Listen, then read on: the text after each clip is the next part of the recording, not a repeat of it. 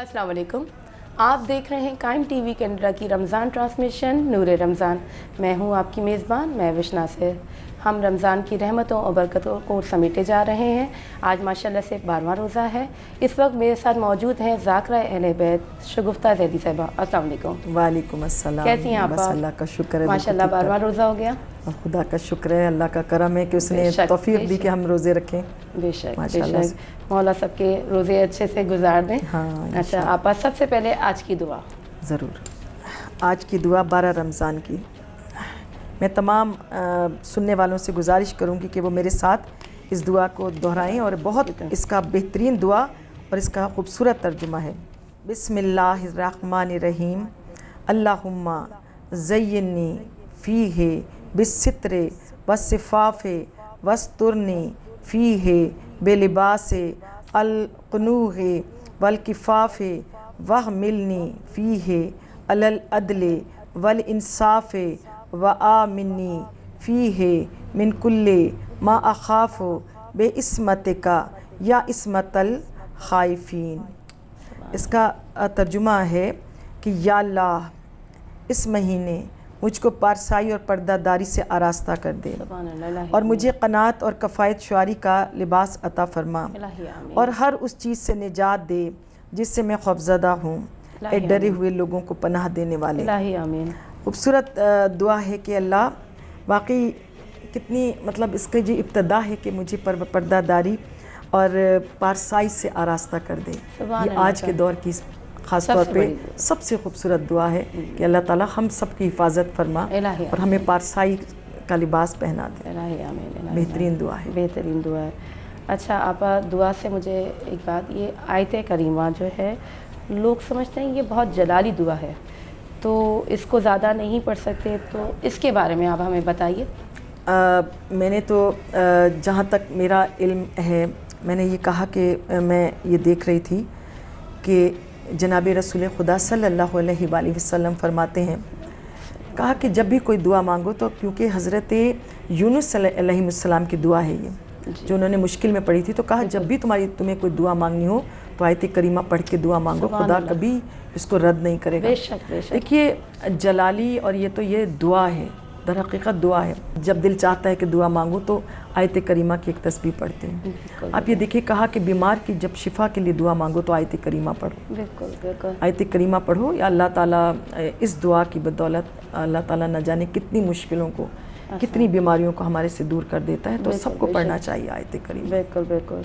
अच्छा इसके साथ हमें ये बताइए कि अल्लाह ने हमें नेमतें दी हैं, उसका जितना भी शुक्र अदा करें कम है, तो रमज़ान जैसे बाबरकत महीने में उसका शुक्र कैसे अदा करें?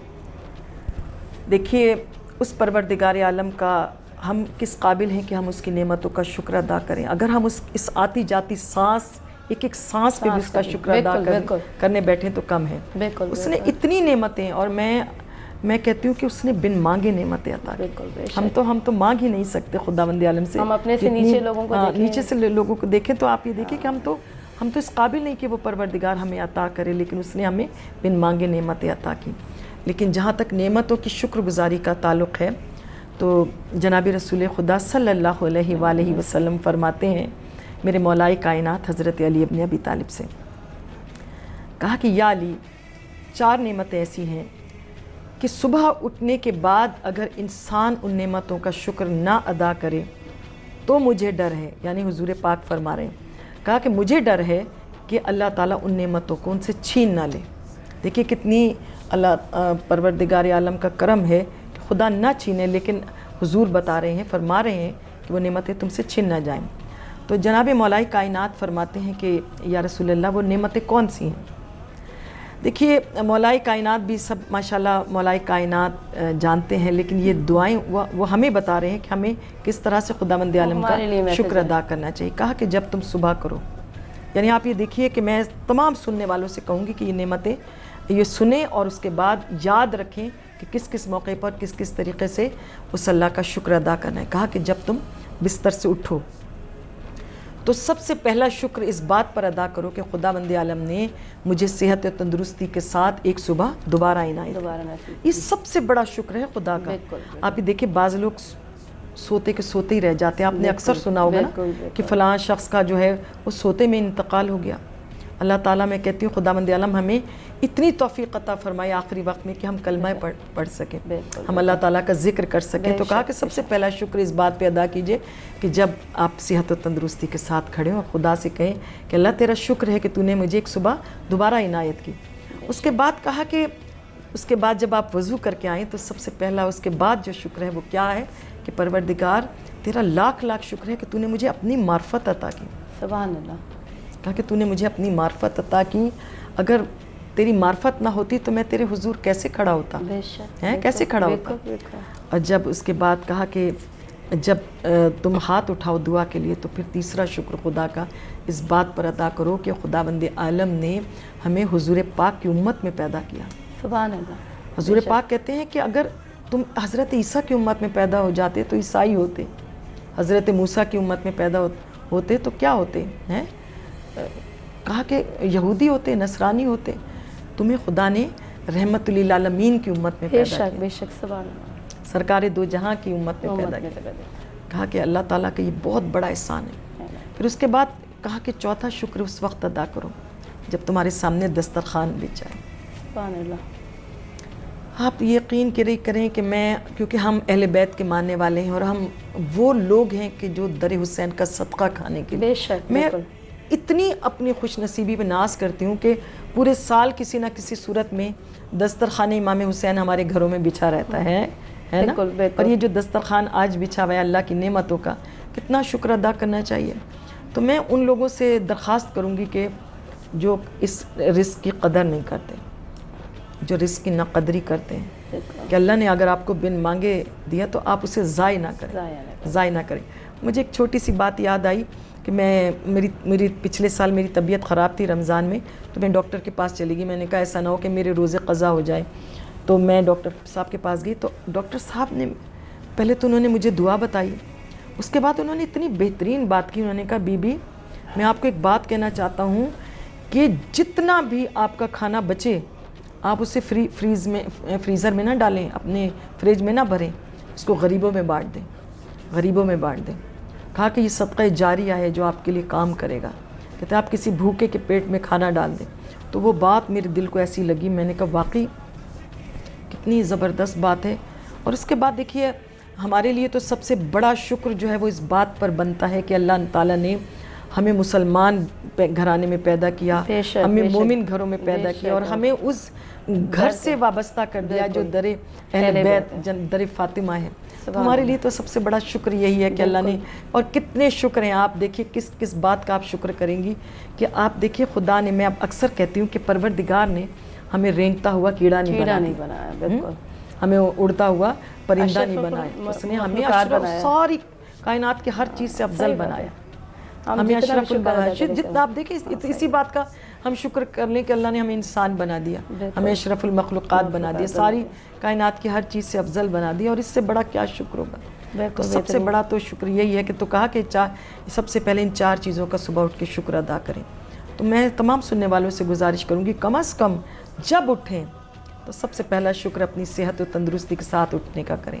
تو خدا نے آپ کو ایک صبح اور دکھا دی. بالکل.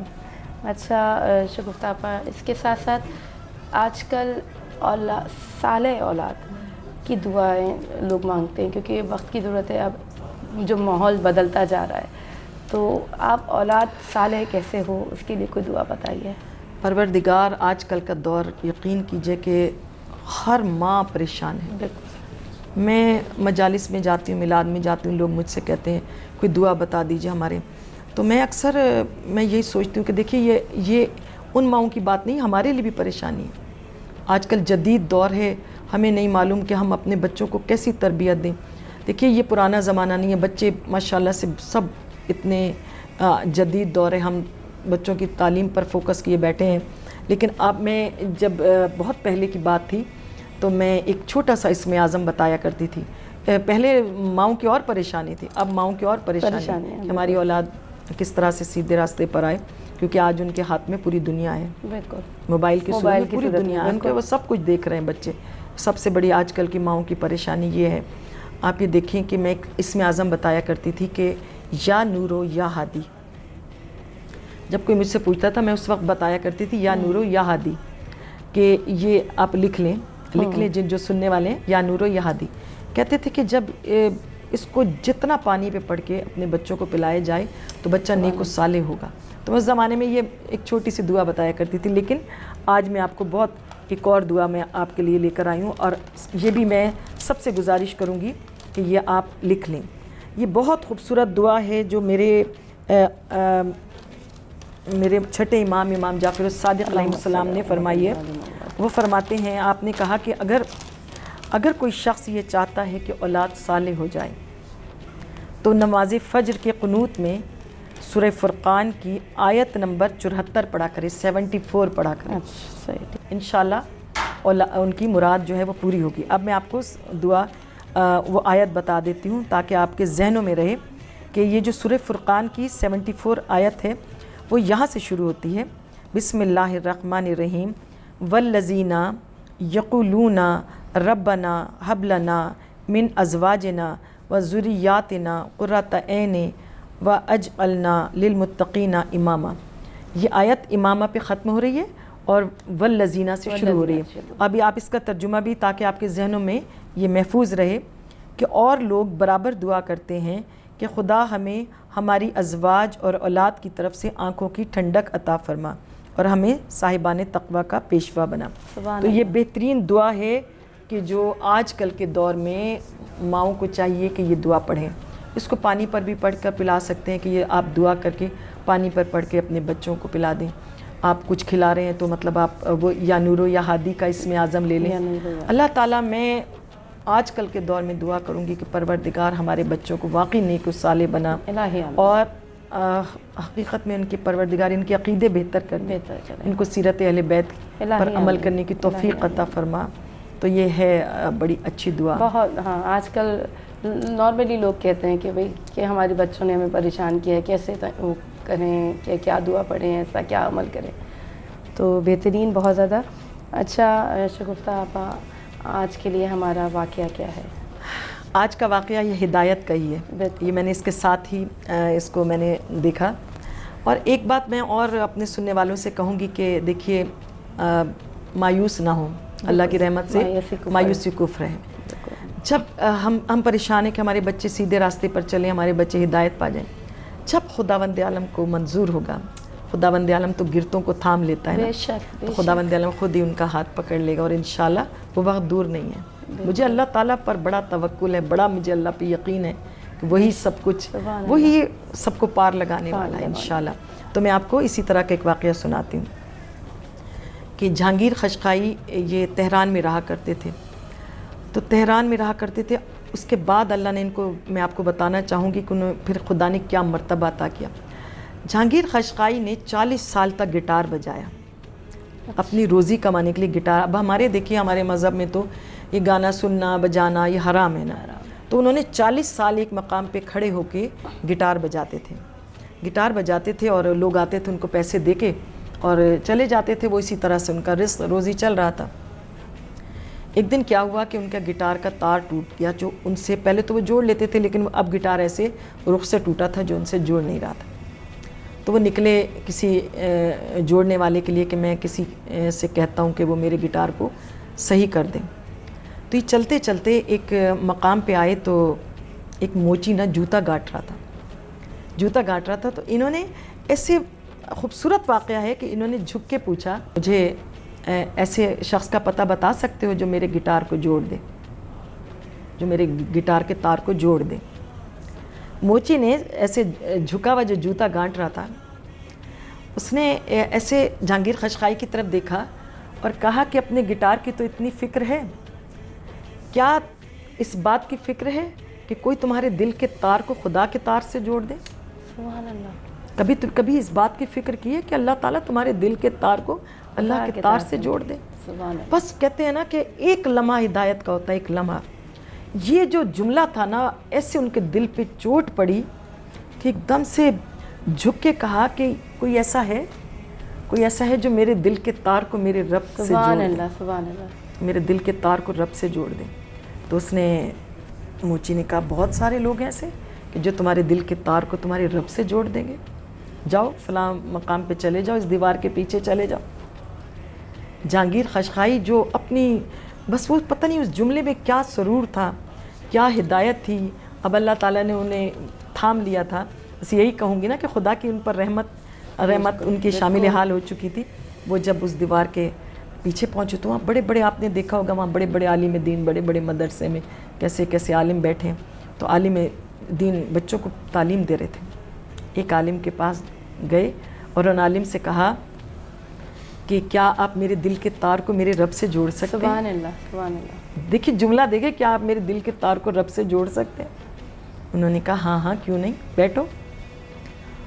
اور پھر ان کا دل کا تار رب سے ایسا جڑا کہ وہ اپنے زمانے کے فقیہ بن کر ابھرے, اپنے زمانے کے عالم دین بنے, ایسے بڑے عالم دین, ایسے بڑے مجتہد بنے کہ ان کا فتویٰ پھر چلتا تھا. یعنی آپ یہ دیکھیے کہ بس وہی بات ہے کہ ہم یہ سوچتے ہیں کہ پتہ نہیں کب ایسا ہوگا. یہ خدا کی طرف سے دیر ہے, اندھیر نہیں ہے. اللہ تعالیٰ جب کسی کا ہاتھ تھامنا چاہتا ہے, کسی کے تار کو اپنے سے جوڑنا چاہتا ہے, دل میں پہلے تو وہ محبت صرف ڈالتا ہے. دل میں محبت ڈالتا ہے, اور ایک ہی جملہ پھر کافی ہوتا ہے. بے شک. تو انشاءاللہ مجھے اور آپ کو کبھی بھی آج کل کے حالات سے میں مایوس ہونے والی نہیں ہوں. انشاءاللہ اللہ تعالیٰ کہتے ہیں نا کہ جب تم پریشان ہو اپنے امام وقت سے بات کیا کرو. کہا کہ امام وقت ہمارے اتنے قریب ہیں کہ جس طرح سے تمہاری زبان کی بات تمہارا کان سنتا ہے, اس سے پہلے امام علی مقام سن لیتے ہیں. انشاءاللہ میرے مولا ہم سب کو ہدایت دے, ہمارے بچوں کو سیدھا راستہ دکھا دے پروردگار. بس میری تو یہی دعا ہے. اچھا, ماشاءاللہ, بہت بہترین. اچھا شگفتہ آپا, پیغام کیا ہے ہمارے لیے؟ آج کا پیغام بس میں اپنے بچوں کو آج کا پیغام میسیج رمضان کے حوالے سے دینا چاہوں گی کہ دیکھیے اپنے ماں باپ کی قدر کیجیے. بے شک, بالکل. اپنے ماں باپ کی قدر کیجیے. قرآن کہتا ہے کہ جب تمہارے ماں باپ بوڑھے ہو جائیں تو انہیں اف تک نہ کہو. تو بس اپنے ماں باپ کی قدر کیجیے, ان کی فرما برداری کیجیے, ان کا خیال کیجیے, کیونکہ واحد دنیا میں ماں باپ ایسے ہیں کہ جو خدا کے بعد آپ کے عیبوں کو چھپانے والے. بے شک, بالکل بالکل. جس طرح اللہ ستار العیوب ہے نا, ہمارے عیبوں کو چھپاتا ہے, اس کے بعد مجھے ماں باپ نظر آتے ہیں جو ہمارے ہر عیب کو چھپا لیتے ہیں. آج کا میسیج میرا بچوں کے لیے ہے. بالکل. ابھی ان کی زندگی میں ان کی قدر کرنا, بعد میں تو پوری زندگی کا ہوتا ہے رونا. تو اس میں ساتھ میں ایک چیز یہ کہوں گی کہ بھئی زندگی میں قدر کریں, زندگی میں قدر کریں. بالکل. اس کے بعد پھر بعد میں تو ہر کوئی کر لیتا ہے. وہ کہتے ہیں نا, چہرے سے کفن ہٹایا تو خیر بھی رو دیتے ہیں. بالکل. تو لیکن یہ کہ آپ زندگی میں ان کی قدر کریں تاکہ دنیا اور آخرت میں آپ کو اس کا بہترین اجر ملے. بالکل بہترین اجر. بس ہم مولا ہم سب کی توفیقات میں اضافہ فرمائے. بہت بہترین, بہت اچھا آپ واقعہ ہمیں میسج دے رہی ہیں, واقعہ ہمیں بہت اچھا سنا رہی ہیں, بہت اچھے سوالوں کے جواب ہیں. انشاءاللہ پھر کل ملاقات ہوگی. شگفتہ آپا, بہت بہت شکریہ آپ کا. انشاءاللہ. آپ دیکھ رہے ہیں قائم ٹی وی کینیڈا کا رمضان ٹرانسمیشن نور رمضان. میں ہوں آپ کی میزبان مہوش ناصر. انشاءاللہ کل پھر ہم ملیں گے اور ایک نئے واقعے اور ایک نئے پیغام کے ساتھ اپنے لوگوں کو دیتے جائیں گے. کل تک کے لیے اجازت دیجیے. اللہ حافظ.